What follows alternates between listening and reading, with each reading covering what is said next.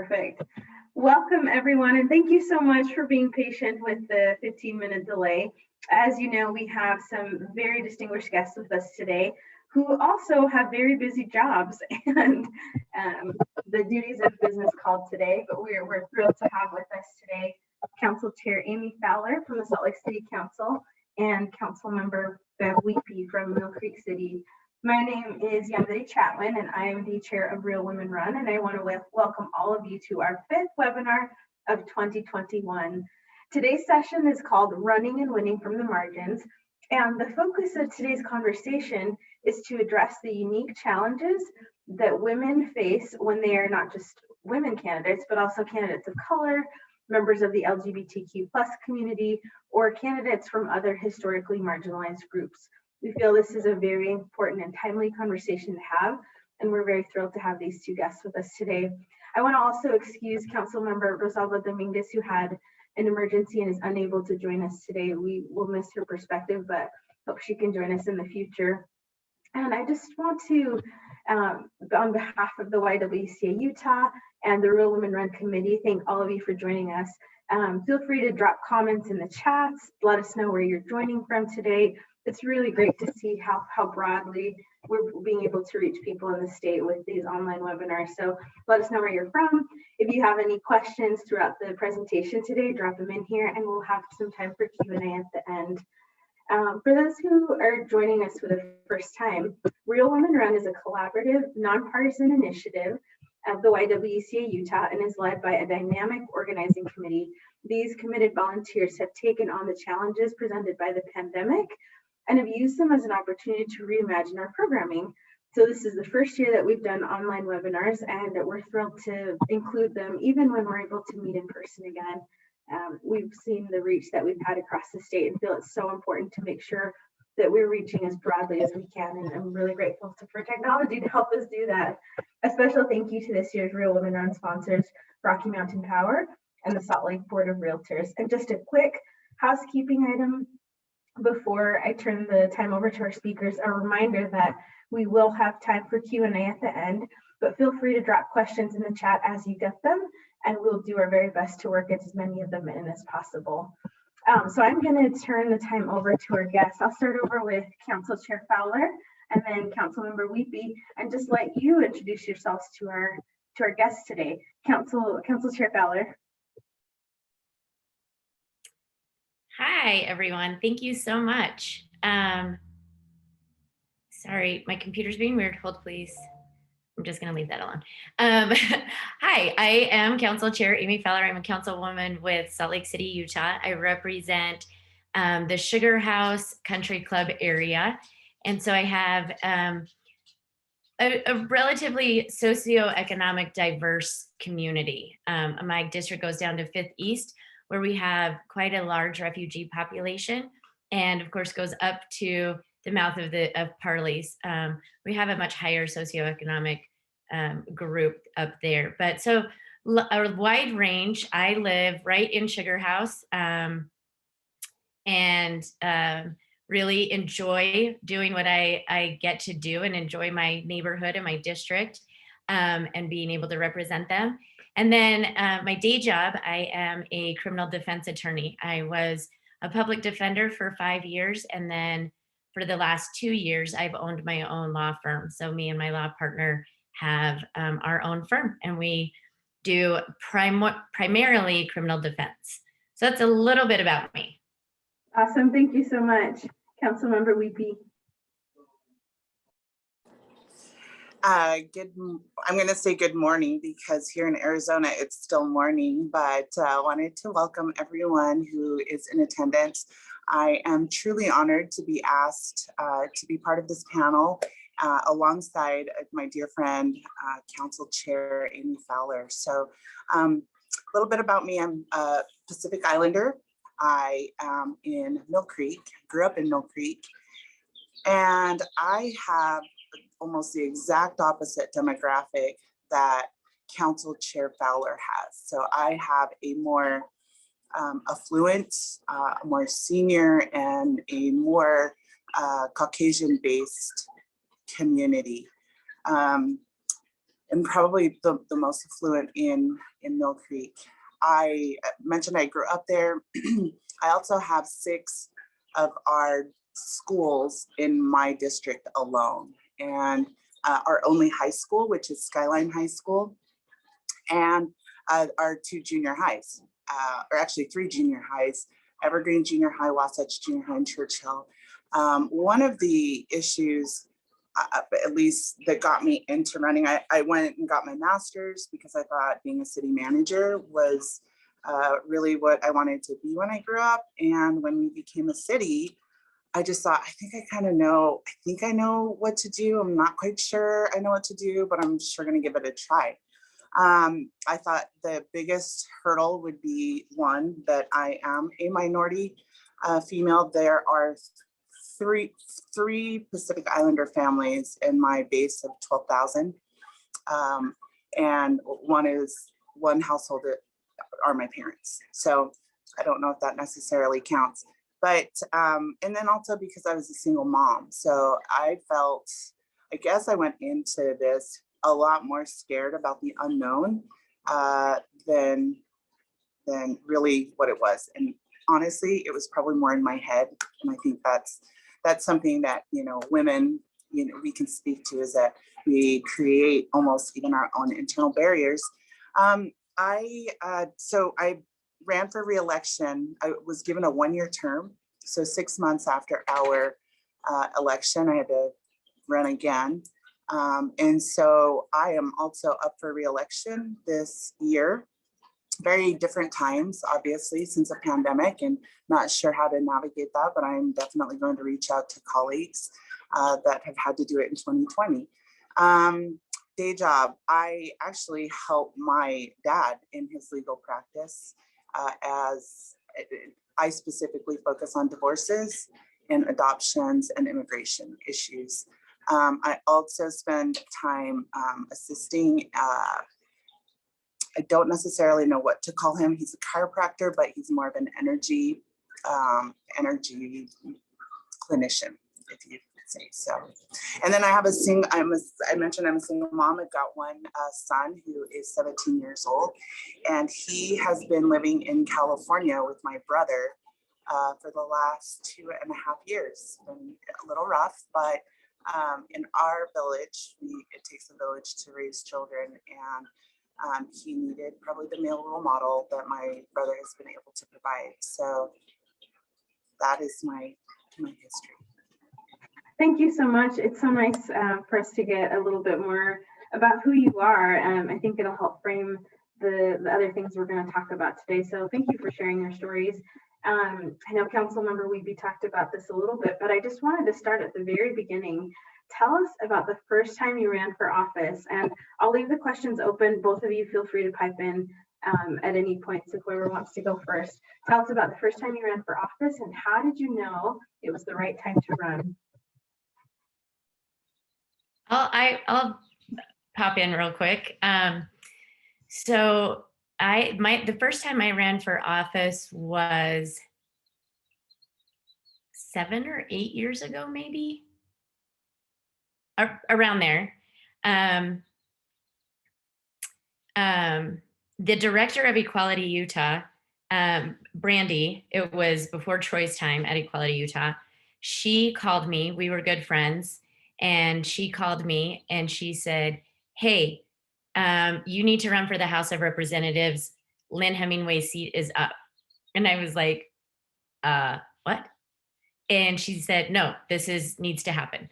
And I said, "Well, I kind of thought about politics like later in my life." And she was like, "No, later is now. And this is what you're doing." And if any of you know or knew Brandy, this literally was the conversation. Like, you don't say no. And she said, "You're not going to win. I need you to know that. But you're going to set the pavement for you to win the next time. And we need your name out there." And I was like, "Why won't I win?" She was like, "Amy, just do this." So I was like, "Well, I need to think about it. I'm going on vacation for the weekend. I don't know." And so I went on vacation for the weekend, got a call from Senator Dominguez, who was like, "No, you're doing this." And the deadline for filing was the day after I got back from vacation. So I got home, it was a Monday. We had to file on a Tuesday. And since it was the House of Representatives, it's a delegate race for the convention.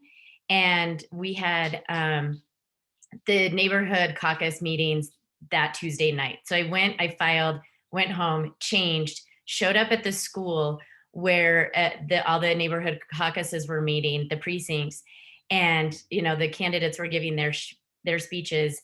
And the main candidate was a Politico who had worked on Ben's campaign. Everybody in the political world knew him. And so he was up giving his speech and he was like, well, I don't see any other candidates. And I was like, hey, I just filed. And everyone looked like, who is this crazy lady? And so I came in and I gave a little speech. And I worked really hard on that campaign. And I lost at convention by 1 vote. So nobody thought that I had a chance. And I lost at convention by 1 vote. Oh. And I'll make this quick, but then a year later, the person who won had to resign from the legislature for some past activity involving campaign funds. And so we had a special election. And so I ran another campaign, and there was some kind of backdoor politicking going on that I was like unaware of. And so I lost again by 1 vote. And we had like thought for sure that it was a shoo-in, and lost by 1 vote.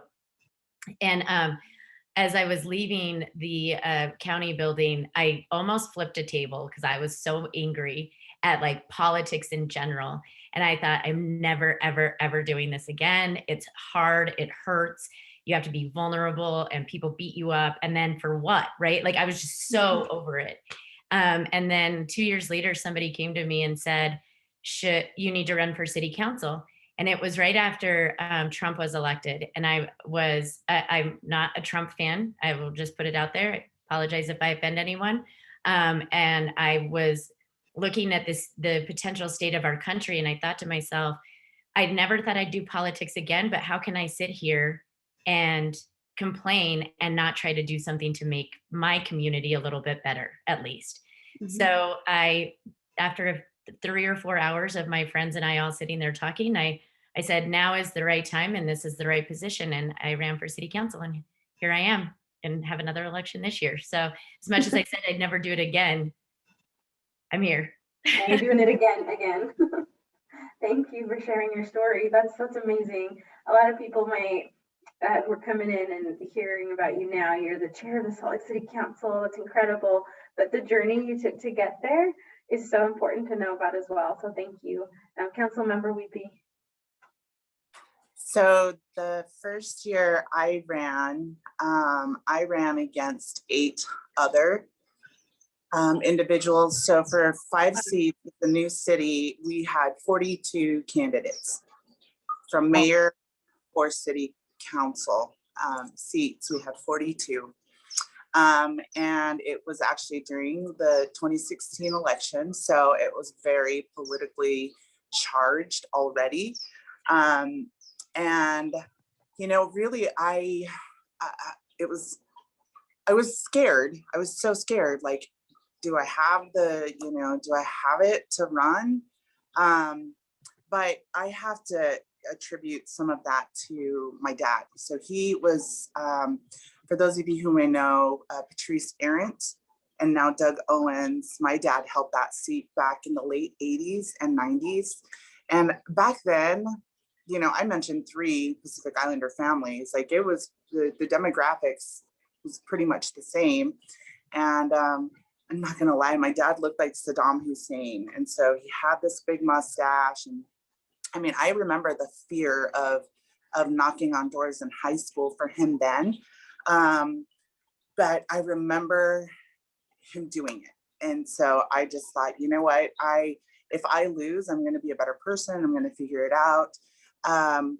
And, as Council Chair Fowler talked about not winning the first time. I mean, like 1 vote, you almost just want to lose miserably, not by 1 vote, and and I'm just a firm believer in sometimes you fail and you fail often in life, and it's not just in office. And if you don't learn from those mistakes or what you could have done better, you're only inhibiting yourself from the growth. It was a rough, I think it's not the diet and weight loss program I would recommend. It was really tough. I mean, you're there with friends, you have friends, right? And then you find out who your circle is when you run for office. And then you find out, such as Chair Fowler, you lose by one, like the circle seems to get a little bit smaller and smaller every time you fail or stumble or, and that's okay. I am not a believer in allowing certain circumstances, to define the next step. Yeah, when I was a kid, I wasn't like, oh, I can't wait to be a single mom. That's not at all what happened growing up. And so I think women are just a lot more resilient. So we have an all female female council -1. We have an older gentleman and his seat is actually up. So I'm actually making this PSA. His seat will be open. I believe he wants to serve a mission, and that is District 2 in Millcreek. And we have all generations represented on our council. We've got a millennial with Councilmember Chatwin. I mean, just even the diversity that we have on the council. So this is a call for anyone who is interested in District 2, jump in. There's never a good time. That was one of the questions that you asked, like, when did you know when it was a good time? There's never a good time. It's kind of like, there's never a great time to get married. There's never a great time to have a baby, same thing. So, yep. And when you are in, you actually get to build relationships with each other. So I would have never known Chair Fowler had we not been in these, positions. And I consider her a great friend. So anyhow, there's life on the other side of running too. Something that stood out that both of you mentioned is that often as women, we are our own obstacle, whether it's the way that we think or other things. But thank you for sharing. I got a little teary actually hearing both of you speak. And I am pregnant, but your stories are also very, very inspirational. And I wanted to ask you, being women here in Utah, and not just women, but women who are members of marginalized communities, what were some of the challenges that you faced as you ran for office, and also as you've held elected office? I know those experiences must have been incredibly difficult, and both of you have on a little bit of that already. So I want to thank you in advance for being willing to share more of that hard stuff with us. Yeah, my pleasure. So I think that for me, being part of the queer community has proven to be incredibly supportive. The queer community has been incredibly supportive of me and of running for office and being an elected official. Interestingly, and this is going to just sound sort of crazy, but it's the truth. Interestingly, I was married at the time, married to my ex-wife at the time, and I did not put one picture of us on any mailers. And my campaign manager said, you need to like have everybody puts their like family on their mailers with the 2 dogs and the beautiful faces and the things. And I said no. And there were several reasons. And it wasn't because I'm not out and proud as a queer woman.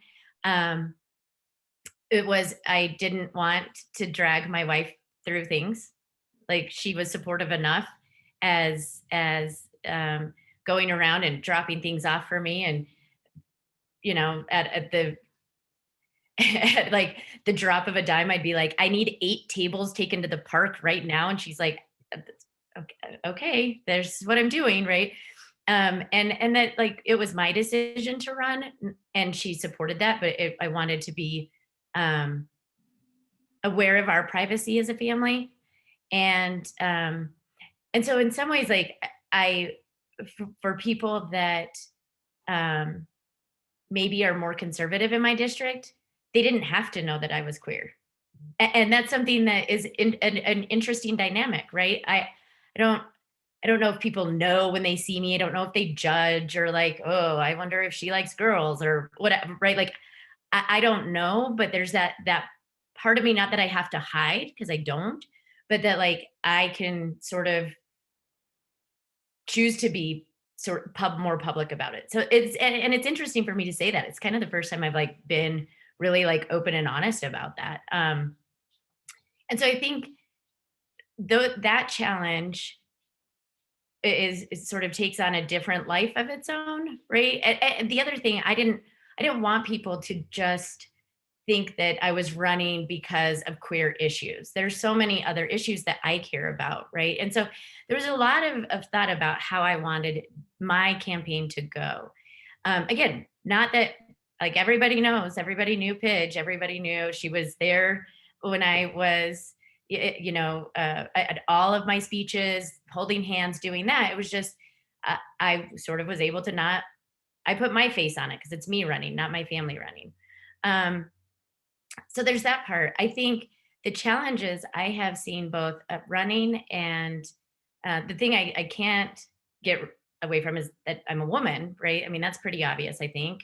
Um, or people will say that, right? I identify as a woman, and so like people are gonna figure that out. And so with some of the older generations that and some of the more conservative, it was I could feel the very sexist comments and attitude toward me when I would go knock on doors. Um, and it was sort of this idea of just, okay, well, that's I yes, I am out of the house. Yes, I have a career and a job, and that's okay. And here I actually have a brain and I can think, and I promise I know what the issues are, right? And so it did feel like a little bit more convincing for that I would have to do a little bit more convincing when we were doing debates or when we had meetings with the other candidates than my male counterparts. The other thing I noticed in my district is that even though uh, it is a nonpartisan race, people assumed I was a Democrat. I don't know if it's the short hair, and I am, but I don't know why people would assume that. And so there was like pushback on like I don't vote your way, slamming the door. It was like I didn't even like. There's nothing on the mailers. There's nothing anywhere that has a D on my name, or anywhere next to it. But there was just this assumption, and I literally had people slam the door in my face because they thought I was a Democrat. And I was like, okay. So it was kind of really interesting because there's, in a lot of ways, there's sort of these several marginalized communities that I'm a part of, and the way that they interact with one another, and the way that I interact with myself in those different arenas is very interesting. And I had to sit with myself and with the things and say, how do I want to be me? And at the end of the day, and I tell everyone this every time I talk about anything, at the end of the day, the most important thing is to be you, whatever that you is, whoever that person is. I describe myself as a loudmouth, opinionated, awkward girl. That's who I am. And I can't get away from that. I will say what I want to say. I am incredibly awkward. Like if I were to ever meet Michelle Obama, I just like I don't even know how awkward I would be. I'd probably like be like, I carried a watermelon. I don't know. Like so, but like all of that is just me. And it happens out on the campaign trail. It happens when I'm knocking on doors. It happens when I'm giving speeches. But it is who I am. I'm a loudmouth, opinionated, awkward girl. And I can't know, right? And who I'm bringing to people. If it makes you feel a little better, I lived in DC for a few years, and I did get the opportunity to meet Michelle Obama, and I completely fangirled, and she patted me on the head, and that's my awkward interaction with former First Lady Michelle Obama, but I completely get the awkward part. And thank you so much for sharing, especially some of those vulnerable experiences from your journey on the campaign trail. I think it's going to have an impact on a lot of people who are hearing today. So thank you so much, Councilmember Uipi. Thank you so much for sharing, Chair Fowler. I mean, seriously, just listen. I think you and I are feeding off of each other too. But just remembering, okay, so not gonna lie, you go into this knowing you will be judged. Like, you are going to be judged. And for me, it was 4,607 times, because that's how many houses I had to knock on. And just like Chair Fowler talked about, there are assumptions. So way back in the day, when Representative Phil Uipi was in the House, he was a Republican. I had only worked for Democrats until I went to the state. And because there's also an assumption that I'm a minority and I'm female, that I'm also a Democrat.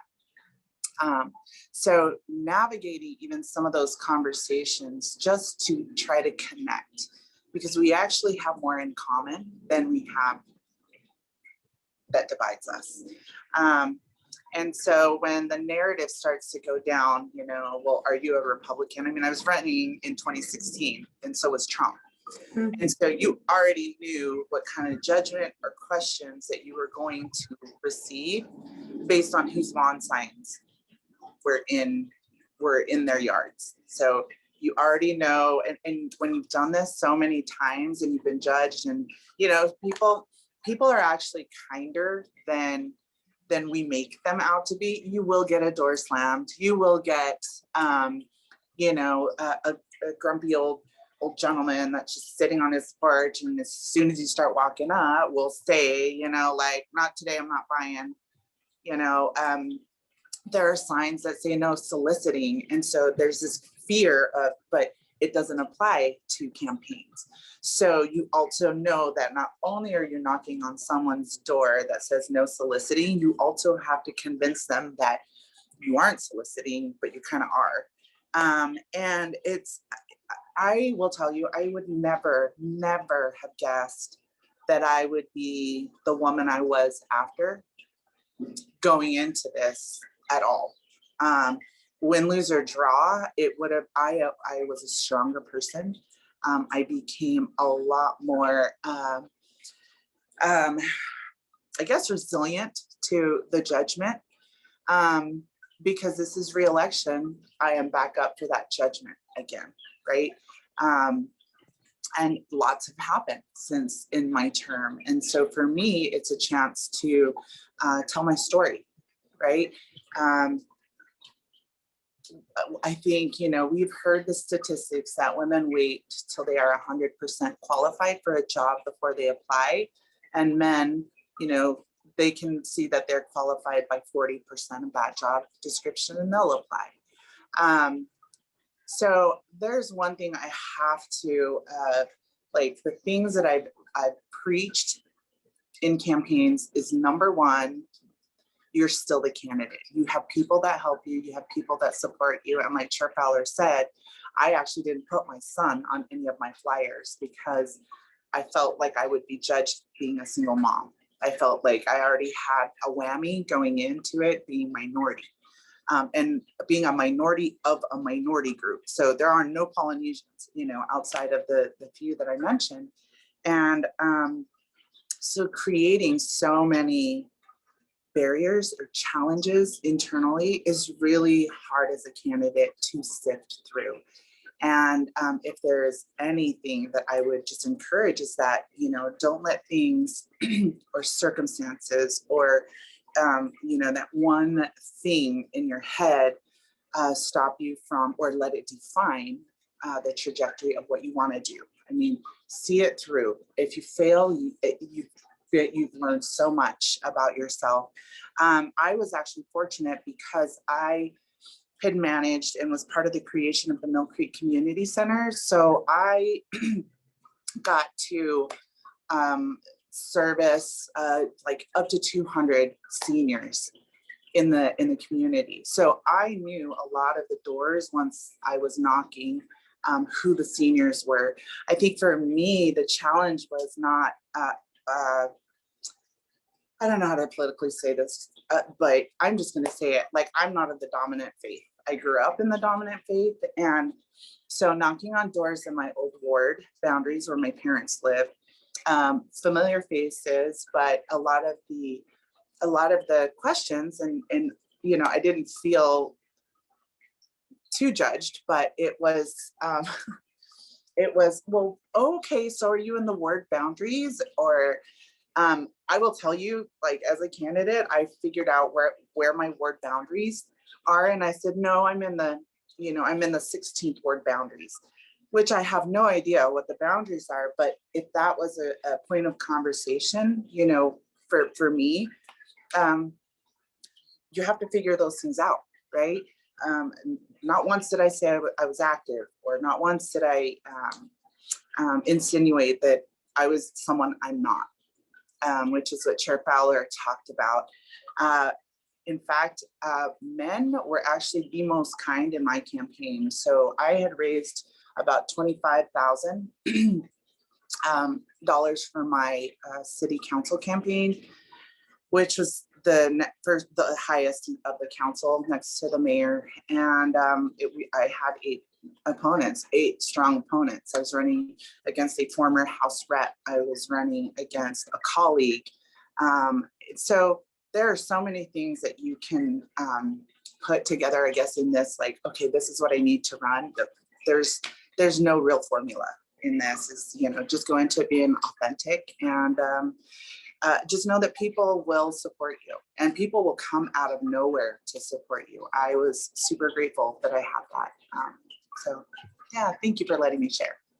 Yeah, thank you for sharing. So knowing the things that women face, that women of color, women from LGBTQ community face, what for you were some of the best sources of support as you were navigating the campaign trail and facing these internal and external challenges? Should you do it in reverse order and call on Councilmember Uipi first this time? And I'm going to ask you to restate the question. So what are some of the challenges? Yeah. What were the sources of support that you found as you faced these challenges? Interestingly enough, a lot of my supporters that did come out, and many that knocked for me, were my son's teammates. So having a kid in the community was extremely helpful. I had the football team, you know, dropping flyers one day, and all of them were great about it. They had t-shirts. So, I mean, my greatest source of support, I had to look within. And I have a soul sister that I am trying to also convince to run for office. And I'm just going to drop her name in case anyone who's watching knows her. But Dela Tawali'i Higgs was my stand-in. So if I needed, if I couldn't make 2 events at the same time, she was willing to do that. My dad was knocking on doors with me because he remembered, you know, we did this 2 terms and then 1 run for Senate. So our family was used to knocking. The support system, I would also, the seniors, the senior population in our community was great about, you know, talking to neighbors. And like I mentioned before, a lot of men had really come out and had donated because they believed in me. And they didn't look at the barriers that I saw in myself. That's incredible. It's so important to have those core people for the exact reason you just said at the end, that those are the people who don't see the barriers that you see. So when you're getting in your own way, you have that core group to rely on. Thank you. Yeah, and your campaign, I know there's a, you know, when you put your cabinet together, I will add this. I never contacted my campaign manager or anyone on the team after 10 p.m. because I'm the candidate. And I also not before 8. So at 8 o'clock, the delay response email, I'm sure they annoyed by receiving 50 emails. But and then I also did not do social media. I stayed off of that. I actually blocked all of my opponents because that gets in your head too. Comments get in your head. And people who don't know you will say mean things. And I'm sure Chair Fowler has experienced the same thing. So if there is any word of advice, part of your support is yourself. And if you can create those boundaries for yourself and for your team, again, you're the candidate. You're the one that should stay up until 2 a.m. stressing about this. It shouldn't be, your volunteer team. So that's just an additional support is you have to support yourself. You have to be kind to yourself throughout the campaign. And it's hard to do. Self-care is hard. Yeah, it's hard not running. I can't imagine on the trail. Thank you so much. So just real quick, lots of thoughts in my head. First off, I just wanted to comment real quick on something that Councilwoman Uipi said, and that is about how many of us, and I think it is probably more common for women, but I would say many people, we do sort of add our own hurdles. I think so many of us suffer from imposter syndrome. Like, no, of course I can't do that. Of course I'm not that good. I say this all the time, and I've had people get mad at me when somebody says, you did a great job doing this thing that I worked really hard on. I'll go, no, we did a great job, right?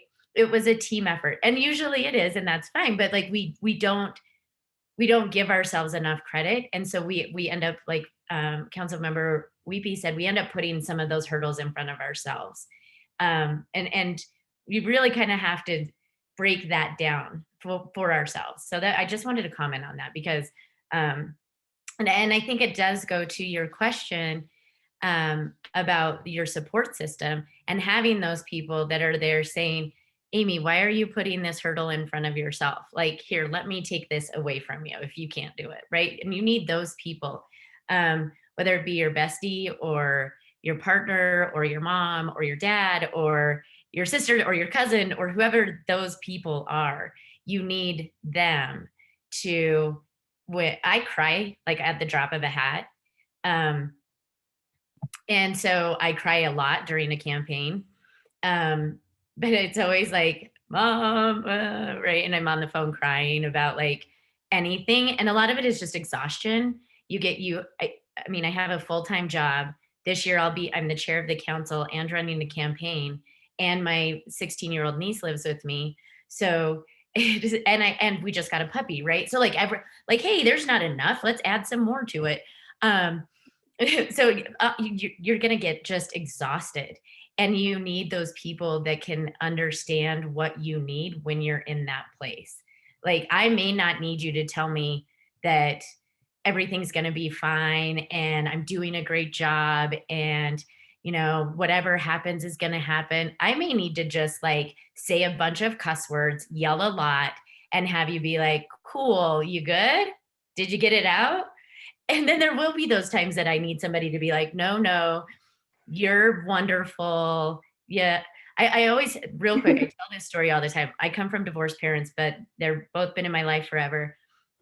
And I'm 42 years old and I still do this. Whenever something bad happens, I call my dad first because he'll say, oh, boo, I love you. You're pretty. You're everything. There's no, like, do you want me to beat someone up for you? I'm like, thanks, daddy. Right. And then I'll call my mom and she's like, okay, get back up. What are you doing? Why are you crying? Right. And like, that's what I need. And I think that when you're campaigning and you're looking at campaigning, you kind of need to surround yourself with those different people that can give you what you need at that time, because you're going to go through a roller coaster of emotion and exhaustion and nerves and vulnerability. And so having sort of those key core people that you can turn to. And I respect Councilwoman Uipi for not calling her campaign people at 2:00 in the morning. They got calls from me at all hours, and two of them are my best friends, and so it just kind of worked out that way. But it is wise to have boundaries, both with your campaign staff, yourself, your family, and let them have boundaries with you. My wife she had to be like, "You're being mean right now," and it was again because I was exhausted and I would just kind of act out. And I had to be okay saying, okay, I'm going to breathe. I'm going to go maybe just on a walk or whatever. And so it takes a lot, in my opinion, to campaign. It takes all of that emotion, but it shouldn't be a reason not to run, right? It's simply understanding that you're probably going to feel all of this, and you may need somebody to talk to, and you may need a few people to talk to, and you may need an outlet of your own. Whether I rock climb, so I'd call my best friend and be like, I need to climb. And we'd go climbing. I'd calm down, right? Like things like that self-care. And the other thing I would say, and I know we're butting up against the time, but the other thing I would say is feel free to call me. I am always up on the ledge, so I can talk you away from it. And like we've been there. I'm sure that Councilwoman Uipi would feel the same way. We're always up there, so just call. Be like, oh, I got you, girl. I got you. Just come back this way a few steps. You'll be fine, right? And that's always nice to have somebody that's been through it too. Definitely. So I know we are coming up on 1:00. I wanted to check both of your schedules. Are you okay if we went till 1:15 since we started a little late, or do you have a hard stop at 1? Either one's good, but I wanted to check. I can go a little after 1. I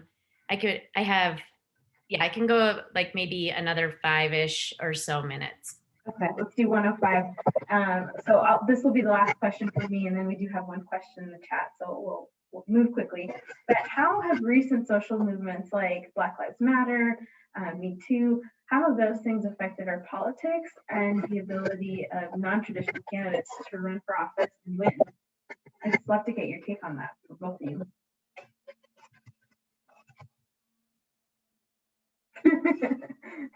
We're like, go ahead. I have to say that the Me Too movement has, so maybe the political aspects and the social narrative of what's going on at the national level, I will say, at least for me, has not affected my district, or I haven't heard from them, right? They might be engaged in that, but for us, the biggest thing is our kind of the development that's happening. You've heard of the housing shortage, and it's more so I don't want these 7-story high rises across the street blocking my view of the mountains, and so they're more concerned about what's happening at their level. Now, are there people that actually supported it? Absolutely. Many people have a and Justin, thank you for joining us. Sorry, I just saw the chat come through. Appreciate you being here. So for me, it's also been very eye-opening. So my son is half Black, and it was, even when I ran for my campaign, my son would wear his sweatshirt like Trayvon, right? They half on, half hoodie on. And I always got concerned, and he knew, like, it's been a rule that he can't go anywhere after dusk. And that was just how I've always raised him. So it was before I was in office. And then being in office, I, and working for the state with the Board of Pardons, Chair Fowler has a lens that I had that I wasn't aware of. That's actually in our society. And that is just the crime that comes with neighbors that you just don't know. So I think I became a different kind of a mama bear over that. I will say too that our policing issues, because that came to the head last year. So I am leading out for the council on the policing and Millcreek issues, we have met with the sheriff, we've had town halls.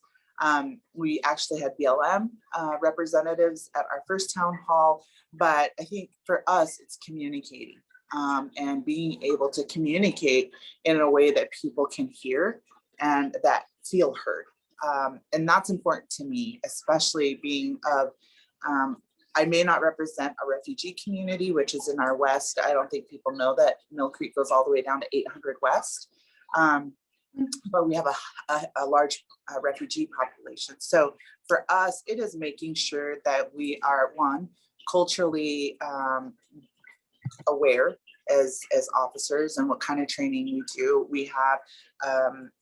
We have amazing Sheriff Rivera at the forefront. And so I think the conversations of having people of diverse backgrounds in leadership has been really helpful for us. So that's what I can say and speak to as far as Millcreek's concerned, but it's not to say that it's now we don't pay attention to it. I think it's very much in front of us that there are more voices that need to be heard.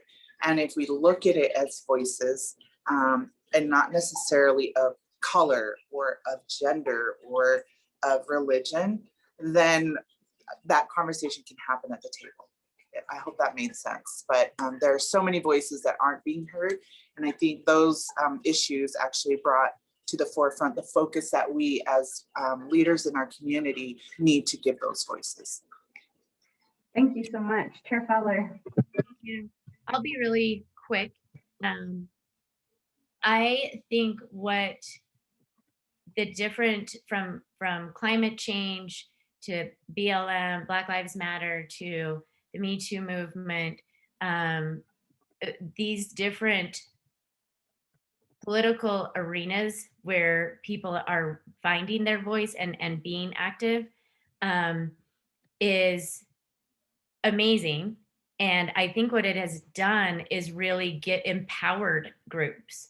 I see more young people, more people of color, more people that from marginalized communities like the queer community, actually being like, wait a minute, why don't I run for office now?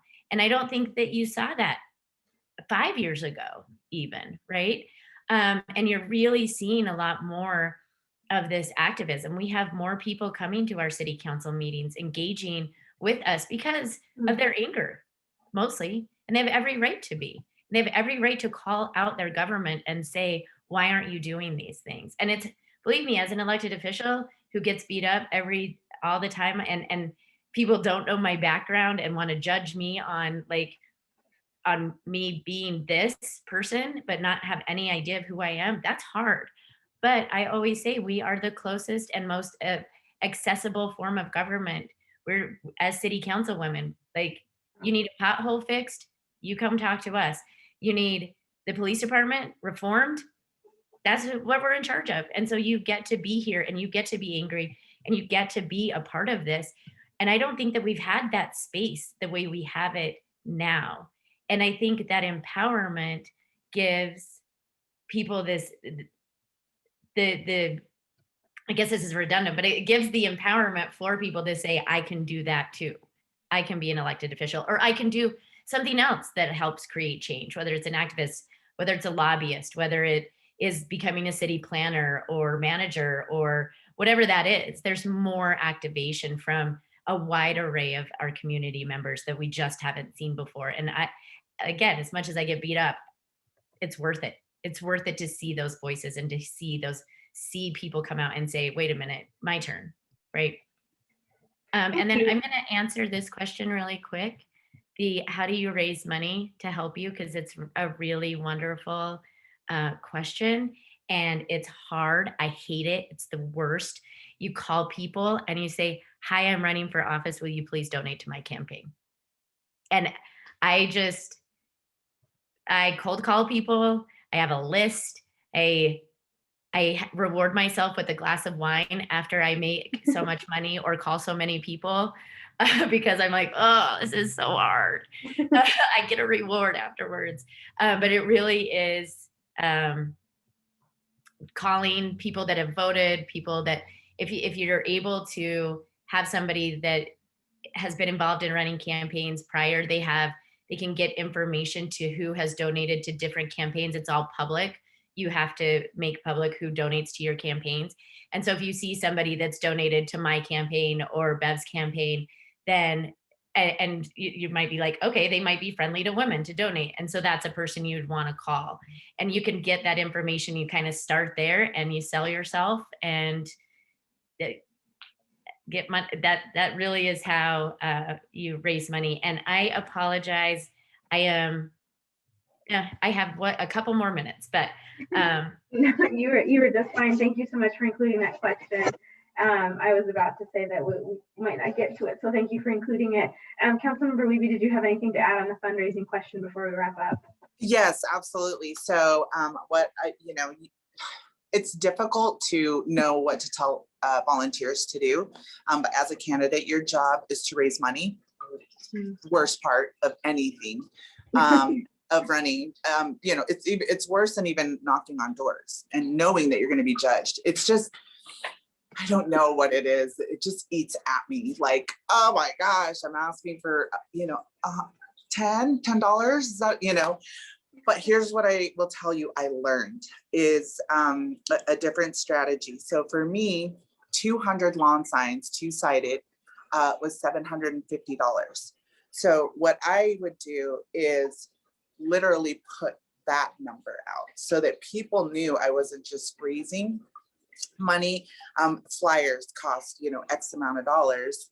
And so what I had asked, because I don't want to minimize it, and I don't want to ask like for an amount, like if they whip out their checkbooks, like you didn't ask for enough.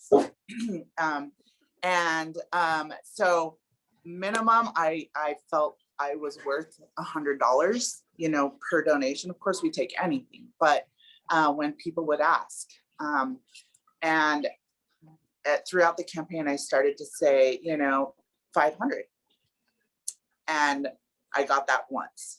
But I also put out this list, like this is how much everything costs. What do you want to donate to? And one guy said, oh, I'll do the signs. And he wrote me a $750 check. So for me, it was like, point to something. So you're not like feeling like you have to come up with a number. Another thing I also did was I reached out to businesses and organizations. And organizations that I'm talking about are AFL-CIO, because they give money, UFA, UPD, they give money, and it's like $100, but you take it. And many of them may let you put their logo on your letters. And so I got both Republican businesses or known businesses and Democrat known businesses. The Board of Realtors, they'll write out a check if you are the candidate that they want to support. Billboards, huge, right? I will just say this, people do not like when you take money from organizations that they don't support. But as a candidate, you will take it, and you should not feel bad, because there's no other way that you can pay for these things out of your pocket. So you almost have to separate an ego, from the issue and realize that, again, two things are your job: get votes and money. And how, it's not sleazy, it's not slimy. You'll figure out a way to navigate a conversation if an ordinance comes up against that, or, the organization. But I would highly recommend that in this world of asking for money that no one likes to do, at least be able to point to something, how much everything costs, and hit up businesses, especially in your community. I just would say one other thing really quick on that. The AFL-CIO, the unions, if you get the support of the unions, or different businesses, the other thing you can ask for if people feel reluctant to give money is volunteer time. It takes a lot of volunteers to knock on doors and to go out and get your name out there or leave flyers on people's doors or things like that. I had over 90 individual volunteers throughout my campaign.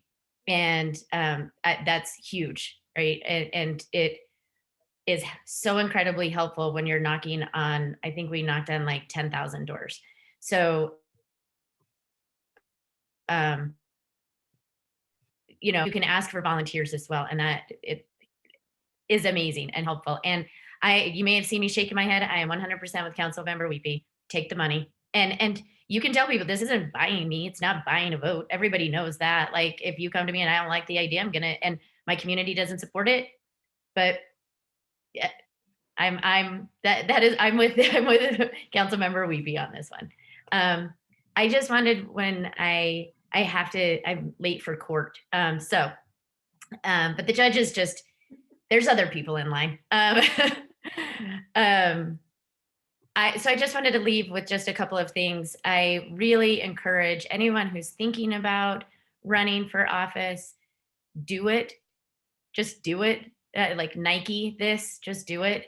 And if you're maybe not wanting to be the face of the person, everybody who, I think Councilmember Uipi would agree with me.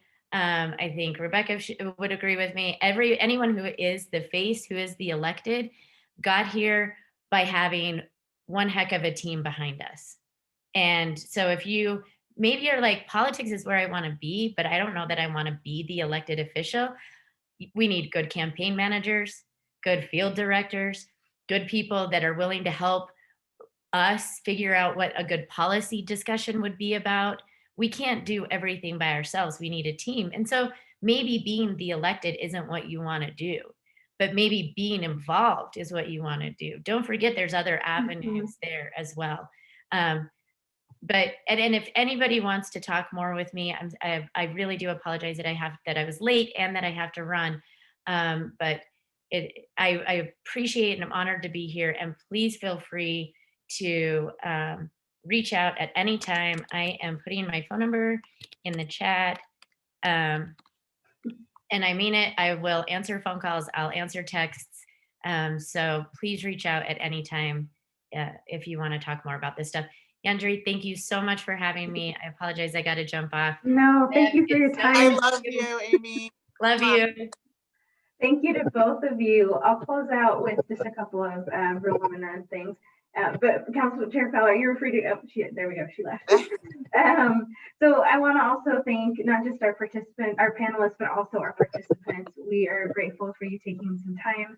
And please encourage anyone you know who missed out today to watch this later, because this will be live on our YouTube channel. We want to make sure that as many people as possible get the opportunity to learn from these two incredible elected officials we've heard from today. I know I've learned a lot, and I have a lot to think about after hearing from them.